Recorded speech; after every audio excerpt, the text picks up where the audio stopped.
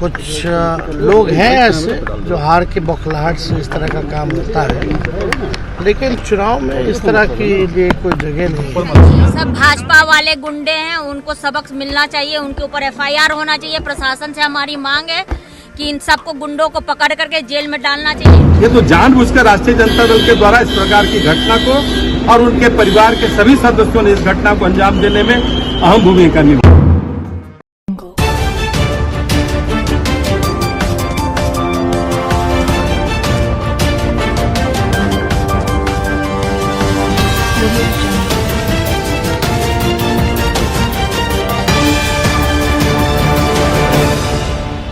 नमस्कार, आप देख रहे हैं BMW न्यूज और मैं हूं आपकी होस्ट करिश्मा। छपरा में मतदान के दौरान आरजेडी और बीजेपी समर्थकों में फायरिंग हुई। इसमें एक युवक की मौके पर मौत हो गई है, जबकि 2 और लोगों की मौत की भी पुष्टि हो गई है। वहीं 2 लोग गंभीर रूप से घायल हो गए हैं। सभी आरजेडी के समर्थक बताए जा रहे हैं। हत्या के बाद से इलाके में तनाव है। लोग दोषियों की गिरफ्तारी को लेकर हंगामा कर रहे हैं। एसपी गौरव मांगला ने खुद मोर्चा संभाल रखा है। लोगों को समझाने की कोशिश की जा रही है। पूरा इलाका पुलिस छावनी में तब्दील हो गया है। तनाव को देखते हुए जिला प्रशासन ने 2 दिनों के लिए छपरा में इंटरनेट बंद कर दिया है। मामले को लेकर तेजस्वी यादव ने कहा कि चुनाव में हिंसा की कोई जगह नहीं होनी चाहिए।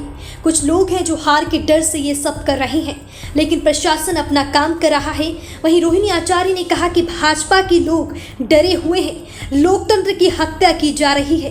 भाजपा वाले गुंडों पर FIR होनी चाहिए। चलिए आपको सुनवाते हैं तेजस्वी और रोहिणी का वो बयान जिसमें वो भाजपा के लोगों पर बरस रहे हैं। देखिए, चुनाव में हिंसा की कोई जगह होनी नहीं चाहिए। प्रशासन के लोगों से हमारी बात भी हुई है और जो आज सुबह घटना हुई है, शायद सुनने में आ रहा 2 लोगों की गिरफ्तारी हुई है, 2 लोग फरार हैं और प्रशासन के लोगों ने मुझको आश्वस्त किया है कि शाम तक जो बाकी के 2 लोग हैं उनको भी पकड़ा जाएगा, पकड़ लिया जाएगा। कुछ लोग हैं ऐसे जो हार के बौखलाहट से इस तरह का काम होता है, लेकिन चुनाव में इस तरह की लिए कोई जगह नहीं है और प्रशासन को लोगों को इस बात को देखना चाहिए। कल रोहिणी जी जिस बूथ पर गई थी, वहाँ पर ये जो वीडियो आया है उसमें साफ दिख रहा है कि बीजेपी के कार्यकर्ता वहाँ पर या जो समर्थक थे वो लोग वोट कर रहे थे। अब हम चेचर गए थे तो वहाँ भी लोग वोट कर रहे थे, जिसका मायना आप समझ सकते हैं। क्या लगता है ये जानबूझ करके ये हिंसा? हम जब पहली बार चुनाव लड़ रहे थे तो हम भी गए थे तो बीजेपी के समर्थक वोट कर रहे थे उनके बूथ पे। तो क्या घबरा गई है बीजेपी घबरा गई है क्या? जनता कर रही है इंसाफ, बीजेपी साफ। ये लोग पूरे भाजपा वाले लोग डरे हुए हैं। लोकतंत्र की हत्या की जा रही है। हमें न्याय चाहिए। हमारे 3 कार्यकर्ता को गोली मारी गई है, जिनमें से 2 की मौत हो गई है, तो हमें न्याय चाहिए। ये सब भाजपा वाले गुंडे हैं, उनको सबक मिलना चाहिए, उनके ऊपर FIR होना चाहिए। प्रशासन से हमारी मांग है कि इन सबको गुंडों को पकड़ करके जेल में डालना चाहिए। इनके ऊपर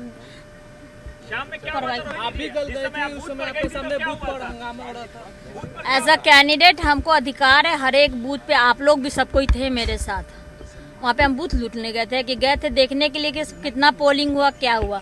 उसमें से एक ये जो भाजपा वाले जो गुंडे हैं वो बैठे हुए थे अंदर में। उनसे पूछे हम कि आप वोट डाल दिए, तो बोला कि हाँ डाल दिए। तो हम फिर अंदर क्या करने, आप बाहर निकलिए। उसी पे ये लोग भद्दी मुझे गालियाँ दी गई है। उसके बाद से ये लोग पत्थर, बांस और डंडा लेकर के मेरे ऊपर जानलेवा हमला हुआ है। और उसके बाद से मेरे कार्यकर्ता को आज सुबह मार दिया गया है। चोट नहीं लगी, लेकिन भद्दी कोई बेटी को भद्दी गाली देगा? कौन दिया उनको अधिकारी? भाजपा वाले गुंडे को। हताशा में है क्या? कौन हताशा में रहेगा? भाजपा वाले हताशा में है। ये देखिए क्या कर रहे हैं ये लोग, गुंडागर्दी पे आ गए हैं, बदनाम कर रहे हैं गोदी मीडिया में। कल से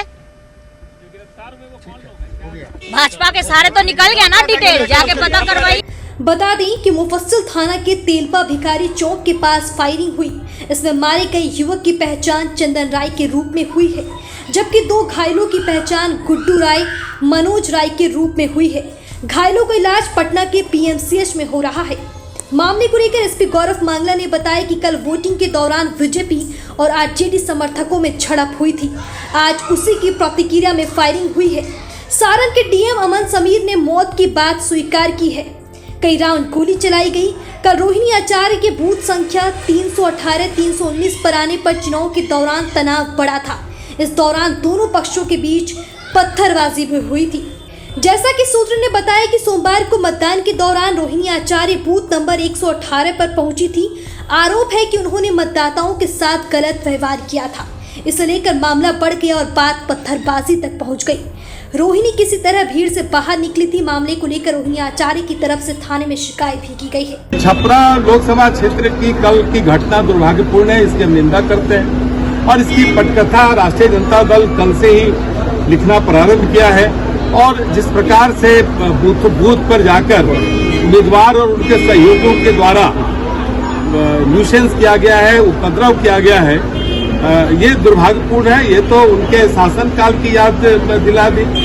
चुनाव वो हार रही हैं, इसलिए इस प्रकार का न्यूसेंस की जैसे वो लग रहा था कि अवसाद में चली गई हैं।